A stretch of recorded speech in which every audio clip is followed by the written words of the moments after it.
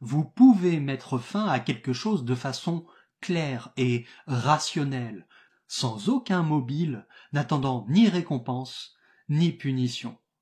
Le devenir, la volonté de devenir quelqu'un, d'accomplir, de se réaliser, le devenir peut prendre fin. C'est-à-dire que vous pouvez, sans mobile, renoncer, mettre fin à quelque chose que vous aimez, qui vous donne quelque plaisir, sans ajouter je peux le faire s'il y a quelque chose au bout.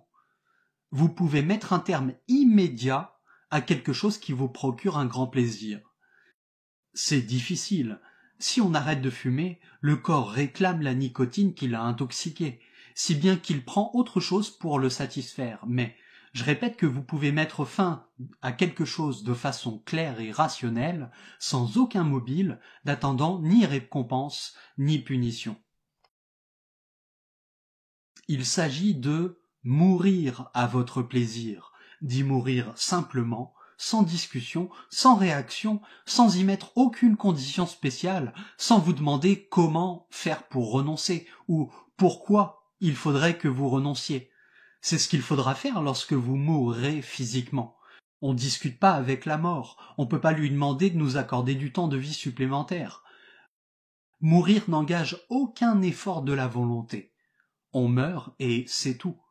Vous pouvez mourir à l'un de vos désespoirs ou à l'une de vos ambitions, y renoncer simplement, l'abandonner, comme une feuille qui meurt à l'automne, sans aucun soubresaut de la volonté, sans vous demander avec angoisse ce qui va vous arriver si vous le faites. C'est ce que nous n'avons jamais essayé. Mourrez au tabac.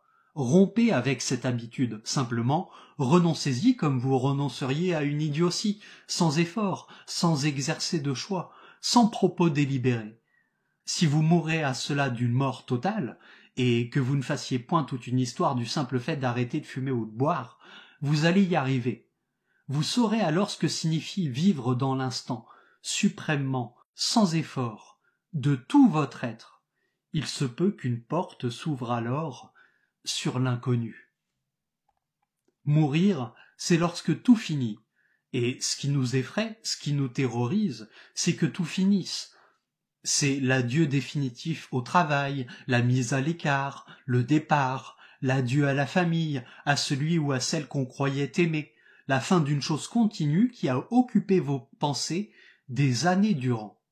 Ce qui vous terrifie, c'est cette fin définitive de toute chose. Il s'agit de mettre fin à quelque chose de façon délibérée en quelque sorte, en tout cas consciente, préméditée,